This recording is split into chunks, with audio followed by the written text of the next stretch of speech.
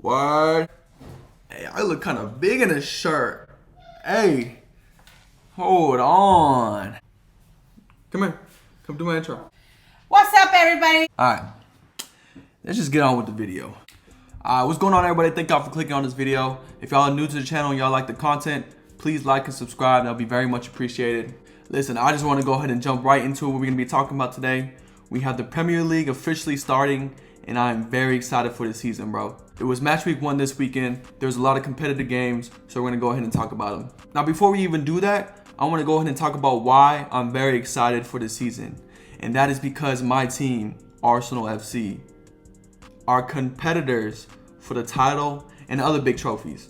Before last season, my team was not even in the picture of top 4. Now we have a chance to go for the big trophies, bro. And I'm super excited to see how we do it. We made some great signings, just like every other team. Matter of fact, let's just go ahead and go through some of the signings that happened this year. Obviously, we had a big one, which was Declan Rice going to Arsenal.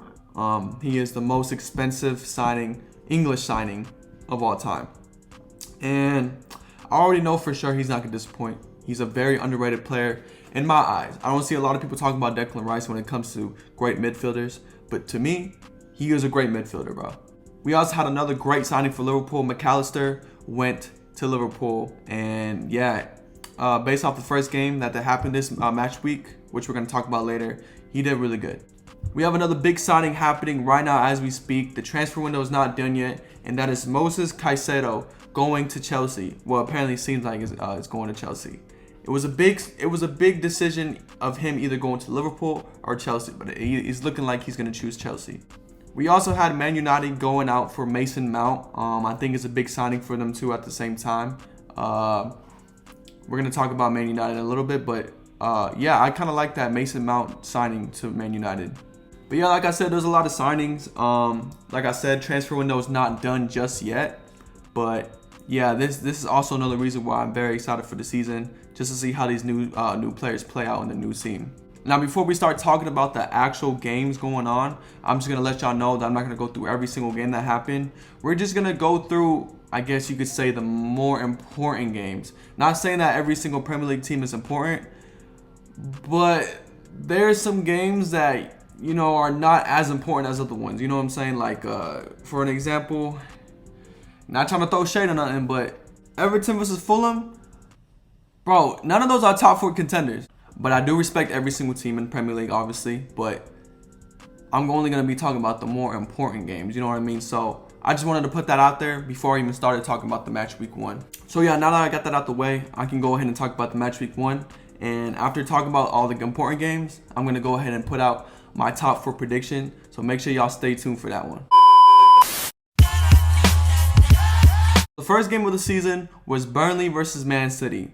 Now, for me, as an Arsenal fan, watching Man City play is different now because they are our competitors for the title. Now it's like, and it really started last season too. It's like now every single time I watch them play, I'm rooting for the other team because I want them to drop points and everything like that. You know what I mean? So watching this game, I was rooting for Burnley, but at the same time, I knew that Man City are one of the greatest teams right now. So I didn't want to have too much hope, but I was hoping for Burnley to win this game. But yeah, like I said, I was hoping for Burnley to win, but it literally took 4 minutes for that to disappear. Hey, yo, what? Haaland literally got on the scoreboard 4 minutes into the game, bro. 4 minutes into the game. And I was there just looking at the screen like, Man, I'm dead. But honestly, I'm not going to take anything away from Burnley. Burnley actually played pretty good this game. It's just Man City are just a different team. Man City actually had some errors during the game, which a top team would capitalize on. But Burnley, just not there yet in terms of quality on the field.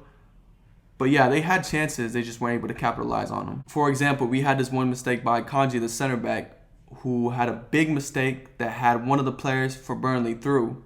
And yeah, just another attempt for them, but he just couldn't capitalize on it. Now, in terms of the actual Man City team, it's pretty much the same team as last season. Only thing is, Grealish is not starting. It's Foden now. Foden came back from injury, and he's looking good again. Now, we got to talk about Kevin De Bruyne because Kevin De Bruyne did start this game, and he's been out for a little bit, but it looked like he was fit enough to play this game, right? Before this game, he was injured. He didn't play in the Community Shield against Arsenal. He was actually subbed on. And yeah, he had his first start in the first game of the season. And honestly, it didn't take him long for him to come out. Now, as I'm recording this, it's Tuesday. So it's been a few days since the actual game that happened. But I think it was yesterday, it was actually announced by Pep that he's going to be out for a few months and he might get surgery. Now, I'm going to be honest with y'all. When I first saw the news, I went in the comments, bro. And I wasn't really liking what some Arsenal fans were saying about it, saying that this is a W for us, bro. Listen, injury from any team, I don't care what team it is, it's always heartbreaking in seeing a quality player get hurt like that, right? So I don't care what team I'm supporting or what my rival team is, bro. A player like KDB with that much quality getting injured, bro, is something I never want to see from anybody, right? So I wasn't liking what some Arsenal fans were saying, but yeah, it's gonna be a big loss for Man City because obviously KDB is their best player, or they're one of their best players, but definitely their best midfielder. He sees a lot of passes that not a lot of people see, so he was definitely a great player for them last season, and now he's gonna be out for a few months. This is gonna be a big loss for Man City.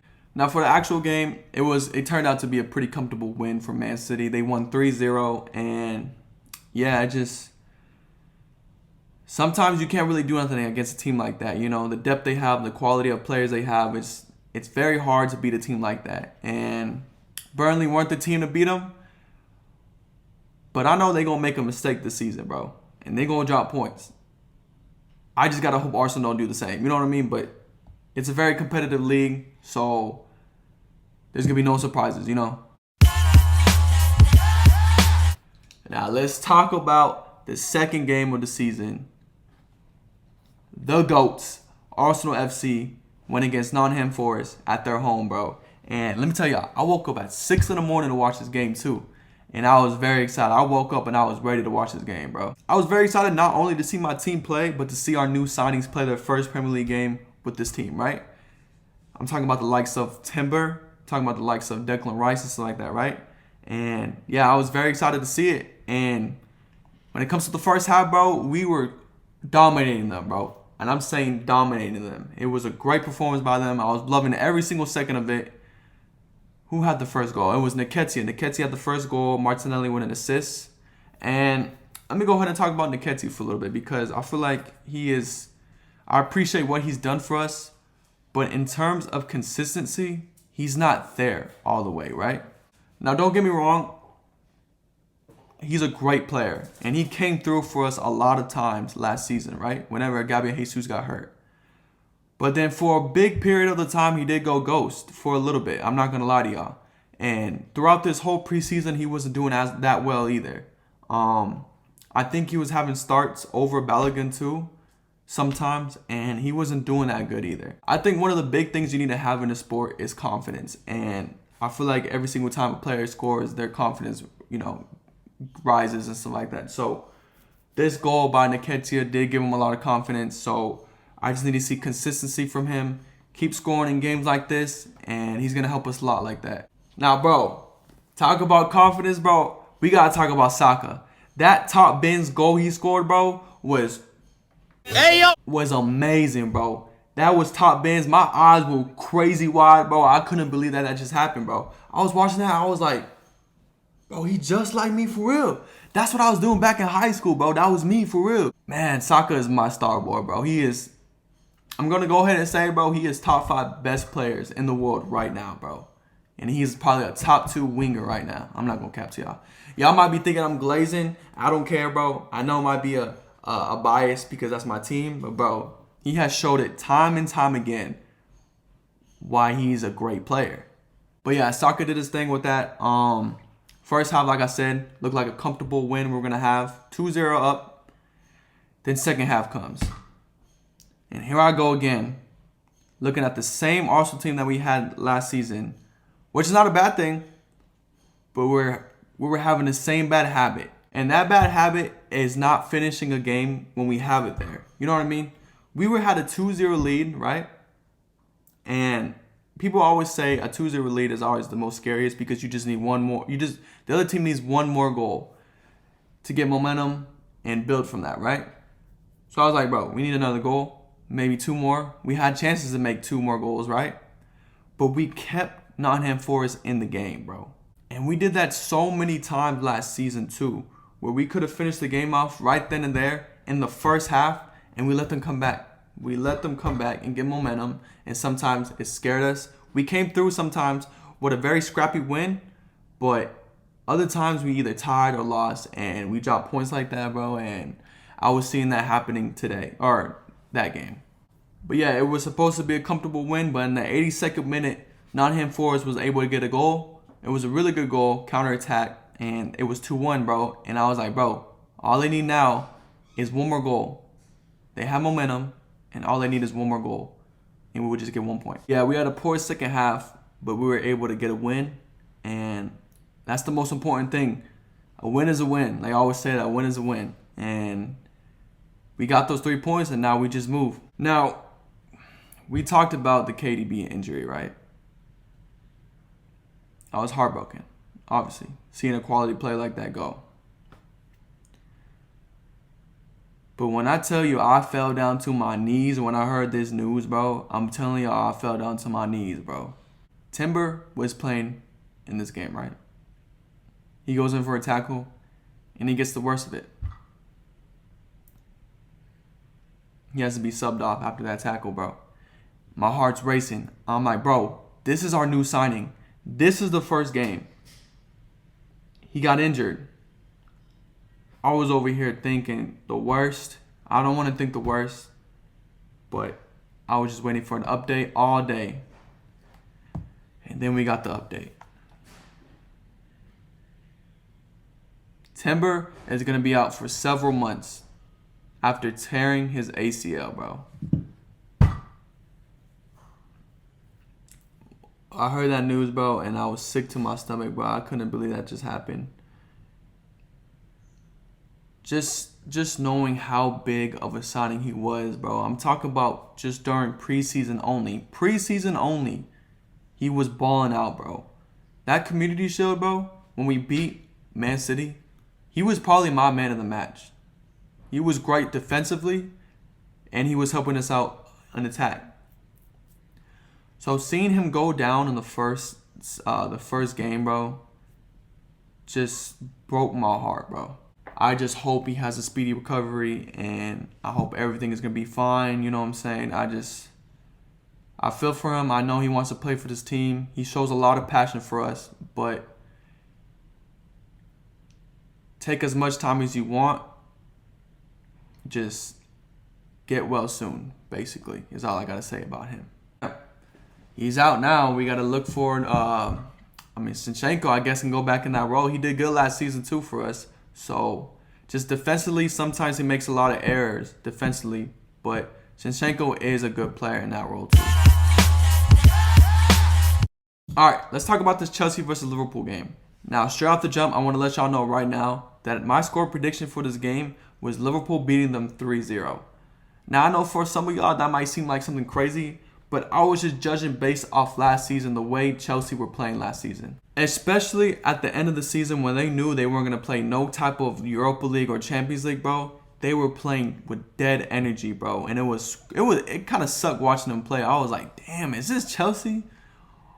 Or is this one of my club teams that I played against, bro? Like this, they were looking really, really bad, bro. I mean, it damn near seemed like whenever they walked on the pitch for the first half, it seemed like they were already down 11-0, bro, and didn't want to play anymore. That's how it seemed like. But yeah, I was very surprised to see how they came out this first game. Very competitive. You could definitely tell there's a new type of energy there. They got some new players playing pretty well this game, and this game was very competitive. Liverpool were able to get the first goal. Luis Diaz back from injury, bro. He's going to be a good player for Liverpool too. Somebody that reminds me a lot of him is Martinelli. Obviously, they're both high energy players, very fast players, can finish, you know what I'm saying? So before Luis Diaz got injured, bro, he was balling out. I don't know if y'all remember that, but he was balling out and then he got injured. But now he's back, so that's another play to look out for. Mohamed Salah also scored, but it was called offside, so it didn't count. I think if that did count, bro, and it was 2-0, I think right there they would have won the game.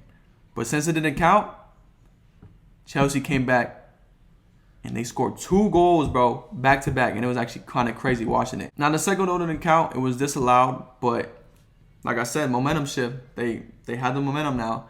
And after that, even though the scoreline was 1-1, bro, it was a very entertaining game. Chelsea were very strong off counterattacks. They were able to penetrate right through the midfield of Liverpool and get to their attackers. And Liverpool were able to weather the storm a little bit, but Chelsea had some great chances in the game. Yeah, Liverpool were able to weather the storm, but they also had some good chances too. Gakpo really didn't do much this game, but Darwin Núñez came on and brought some whole different type of energy in. He didn't do that good either, but he also didn't have a lot of minutes played. But yeah, the game overall was just back and forth. Is that it for this game? Let's see. Did I say anything else? Oh, Enzo Fernandez. Hold on for a second, because I thought I was done discussing this game. But I gotta talk about one specific player in this game, and that's Enzo Fernandez. Now, obviously, he's a big transfer from Chelsea, and last season he didn't do that good, maybe because it was his first season in the Premier League. But in this game, he was just different from everybody else. Wow.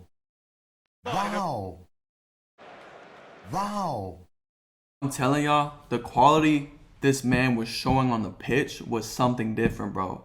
I'm talking about defensively and attacking wise, bro.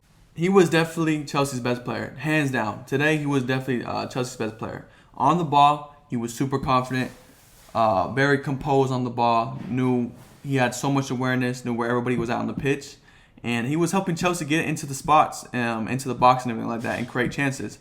So Enzo Fernandez was a big part of this whole game. And, bro, I got to give props where props due, bro.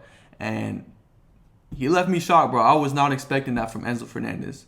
But, yeah, I got to give praise to him, man. He's a great player. But I'm telling you, when you go against Arsenal, bro, you ain't doing that against Partey and Declan Rice. All right.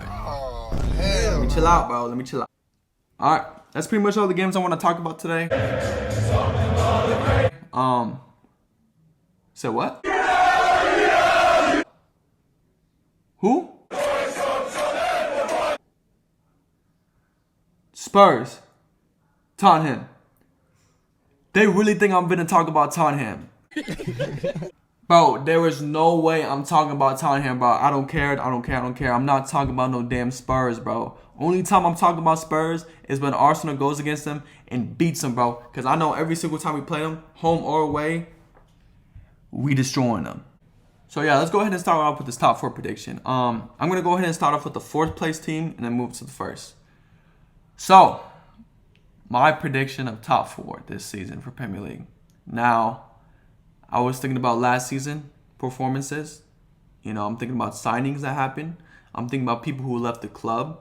You know, so for my 4th spot, I'm gonna go ahead and say Manchester United are gonna get the 4th spot.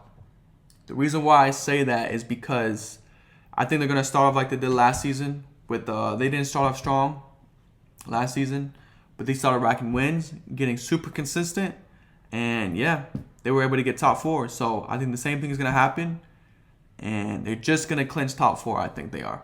3rd place.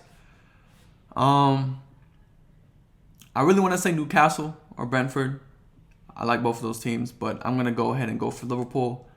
What Liverpool were struggling on last season was their midfield, but they went out and had some great signings in midfield. And now I think they're a good contender, honestly. I think they're back and going to have great players, great quality players. And yeah, I think they're going to get 3rd place. 2nd place. Now, this is the thing, right? 2nd place. Who's going to get 2nd place, right? Because obviously, there's 2 teams that I think is going to get 2nd place, right? And that's either Arsenal or Man City.